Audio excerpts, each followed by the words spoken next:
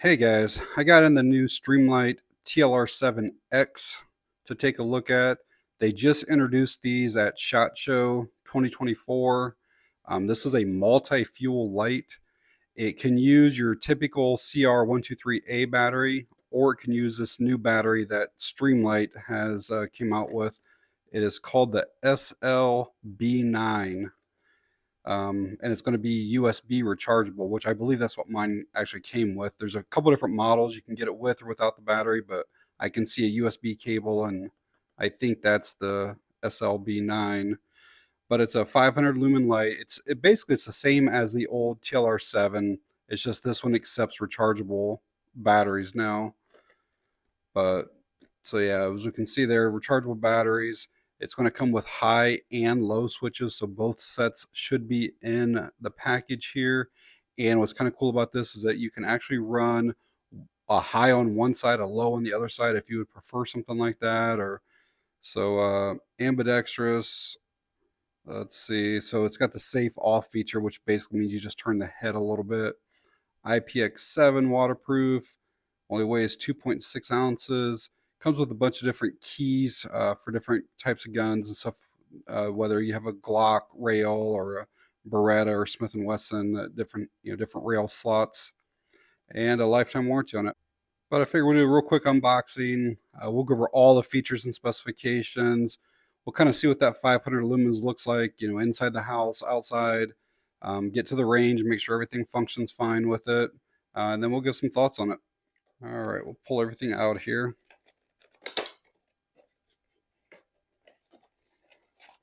Typical Streamlight packaging on all their stuff. So there's the majority of it: light, battery, USB cable, manual, and there's usually like stickers and stuff like that. There's all the keys, and they already have the one remove that's on it, which is probably like the Glock one.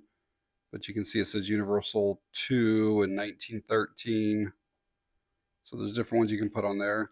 And then this is the little tool that you can use to change out those switches if you want the low versus the high. It looks like the high is on it right now, but so we can switch those out if we need to. Then a couple stickers. The TLR-7X has an overall length of just about 2.5 inches. Our width is just over an inch. Here is some up close of the TLR-7X. The majority of the body is machined aluminum. The switches back here, they do feel like a plastic to me. But Streamlight always has like really good like anodization, stuff like that. There's rarely any imperfections, or all of their products are serialized, which again, I always appreciate that. Yeah, in the past, if you wanted to change out switches, you'd have to take this entire thing off and put different switches on. But now you can literally just push this pin out and then just pop just these off. I've actually had it in the past where I've lost some of these screws, and then I also had it to where the buttons didn't function right because there's like all these little pads and stuff inside of here once you pull this off. And yeah, you don't have to remove any of this stuff. You just push that little pin out. And the lens is made out of a bore float glass. And I don't know what specific LED Streamlight uses. I do know it's 500 lumens, it's 5,000 candela, and it has a 140 meter beam distance. And that's a TIR optic lens on there, which should give pretty decent spread, but still have a pretty good hot spot. This is that SL-B9 battery, 850 milliamp hours. It's a 3.6 volt battery.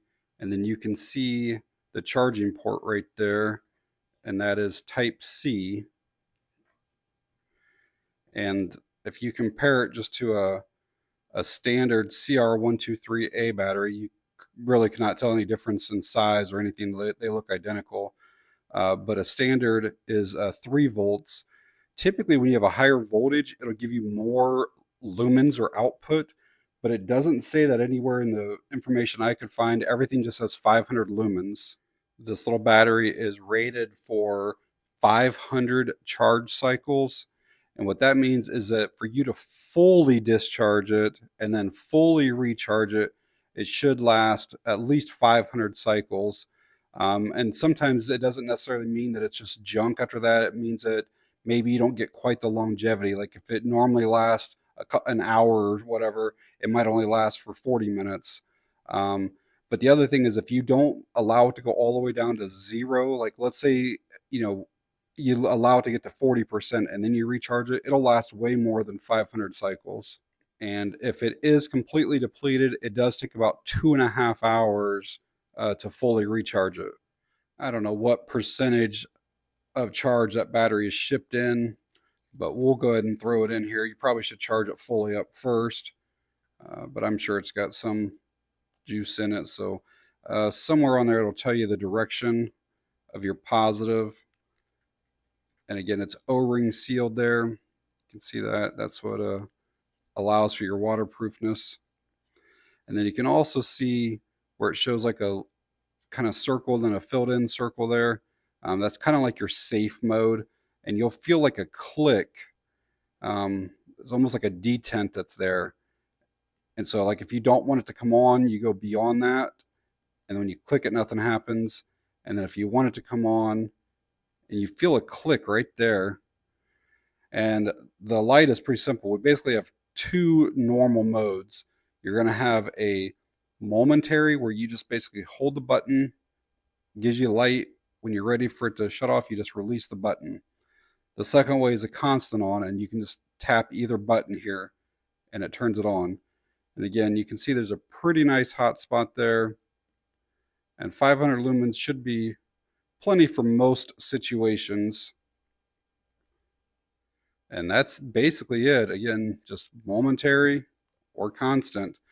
Now, Streamlight does have their 10 tap technology, so you technically can get strobe on this as well. I'll show you how to do that. It's just 10 presses and you hold on the 10th. So there is going to be a strobe coming up here. All right, so now I just activated the strobe on it. So you can still have your momentary like you had before. You can have your constant like you had before. But now if you double tap kind of quickly, it gives you your strobe mode. And some people don't like that strobe feature because like maybe in a panic situation, you know, you draw your gun and then you just like go to hit and just it starts flashing like that. Whereas you'd rather just had a steady light.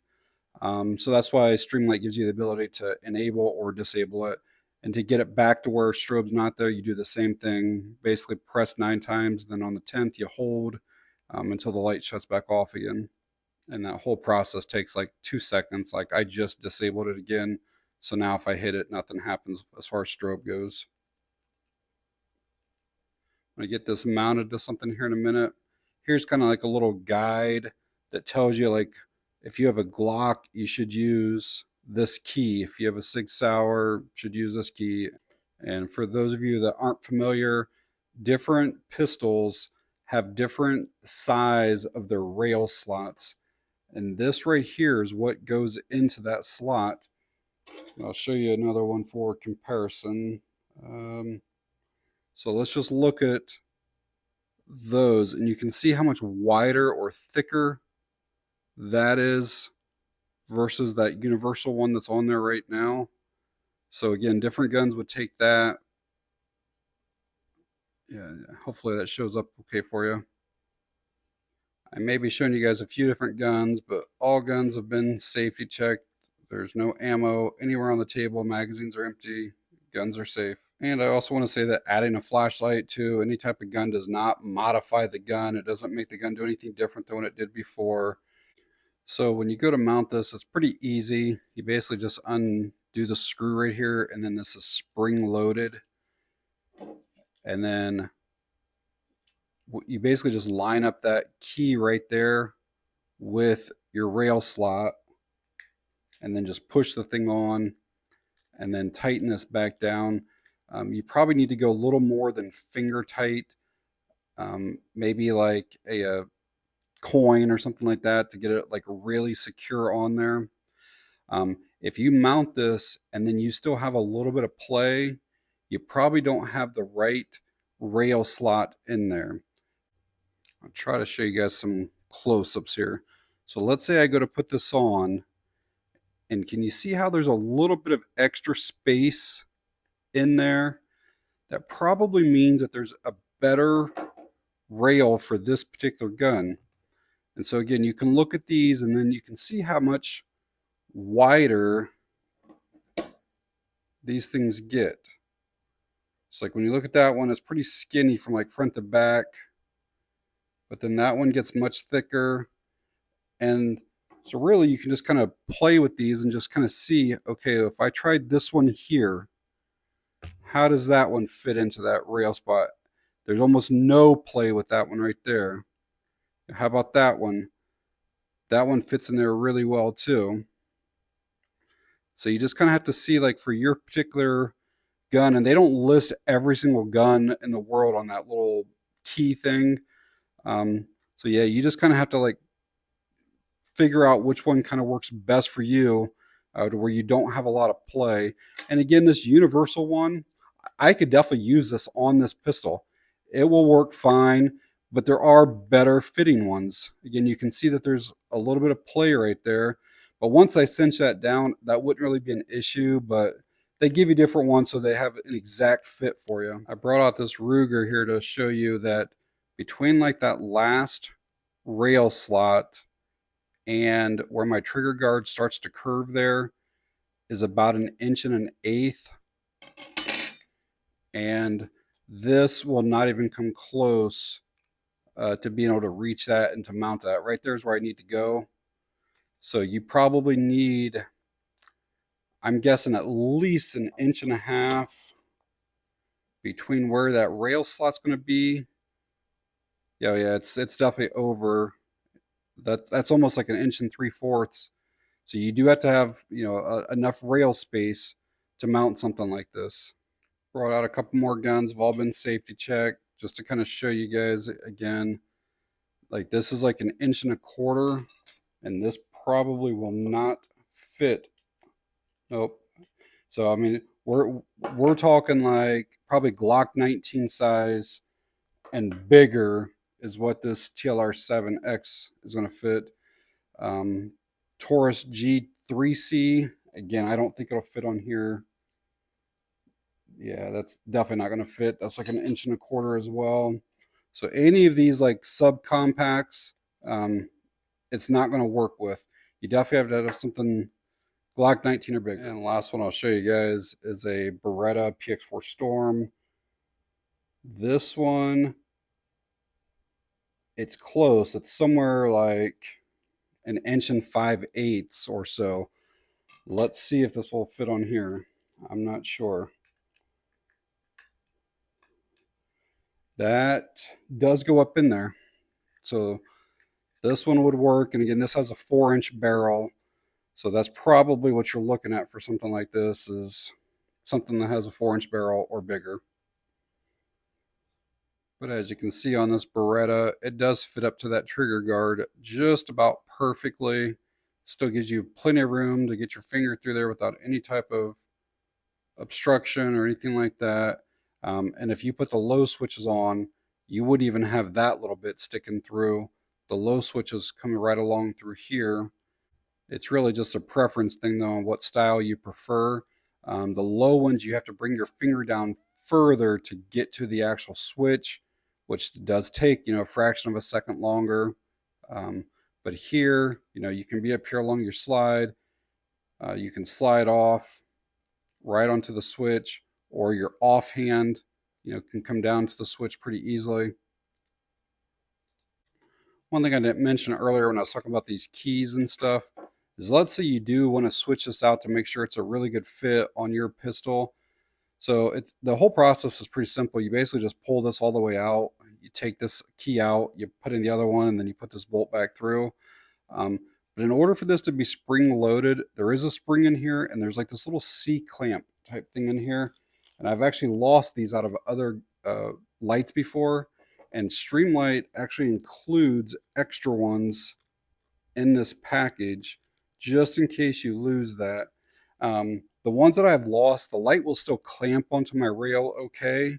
It makes it harder because you can't spring open it. So like this makes it easy to go into your rail.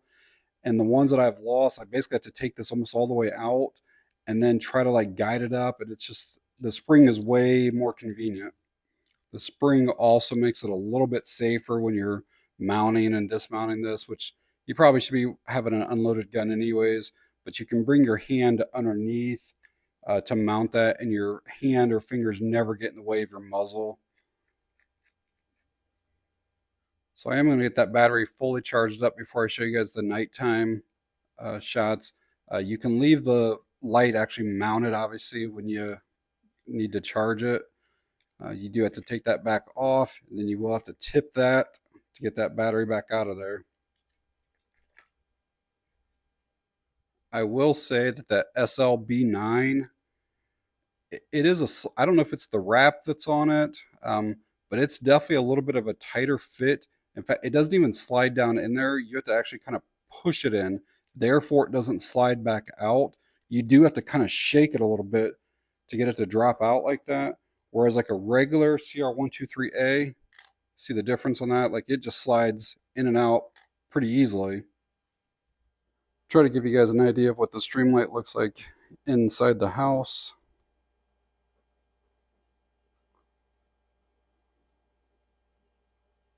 And this is a Streamlight outside. I'm about 35 feet or so away from this wall. You can see that lights up that area really well. And I'm about 50 feet away from this corner. All right, guys, out at the range here this morning with that Streamlight TLR-7X. Probably going to put, I don't know, maybe 50 to 100 rounds through it. Make sure that there's no problems with the light itself as far as like flickering or shutting off or anything, weird like that.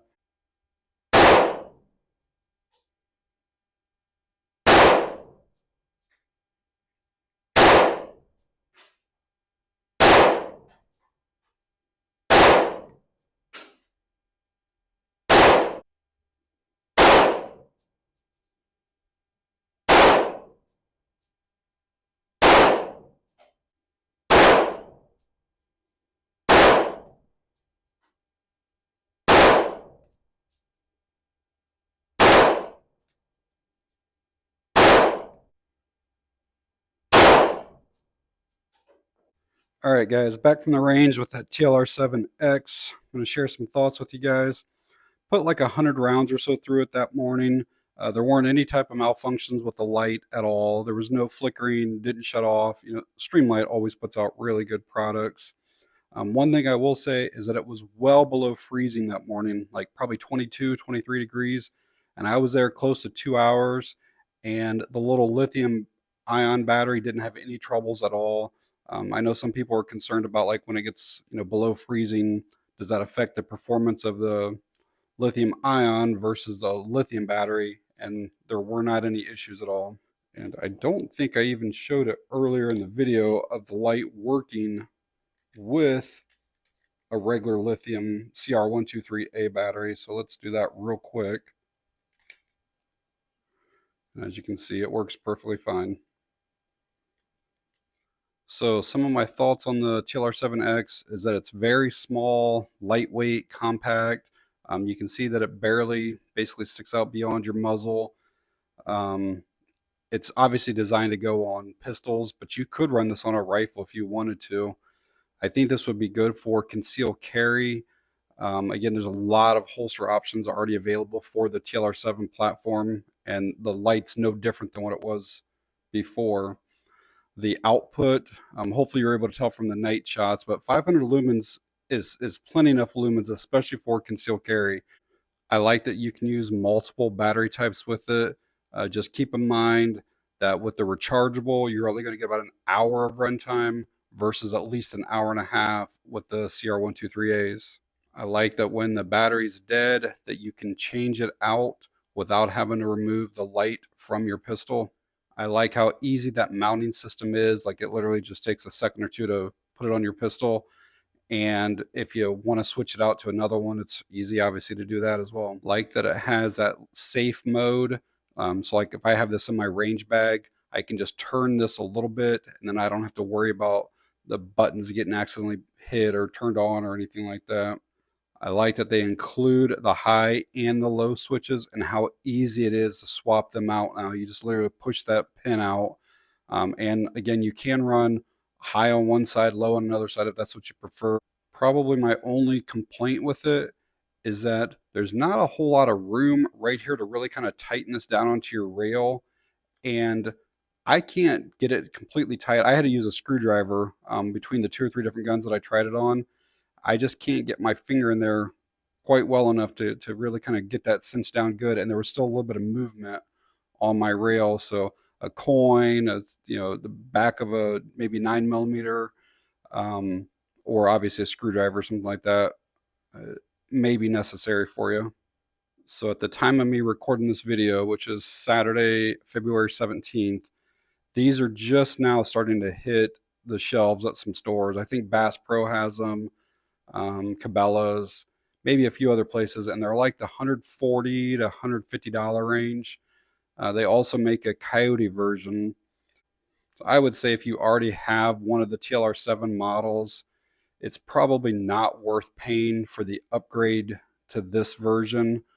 But if you're looking at a TLR-7, I would definitely buy this if you don't already have one, because you can run multiple fuels. Now, I'm not going to say for certain, but I don't think that you can just buy one of these batteries and have it work in your old TLR-7s, because they were probably designed to only run at 3 volts, and these are 3.6 volts. And if the flashlight doesn't have the right driver for it, it will not work. Again, I can't say for certain, but I probably wouldn't chance it in my light. I would just stick with the old CR123As if you have one of the older TLR-7s.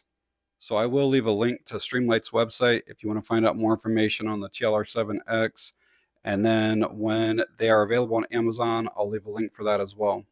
But all right, guys, if you found the video helpful or informative in any way, please give me a thumbs up. If you have any questions or comments about the TLR-7X, just leave them down below. And that's going to be it on this one. Thanks for watching. I appreciate it.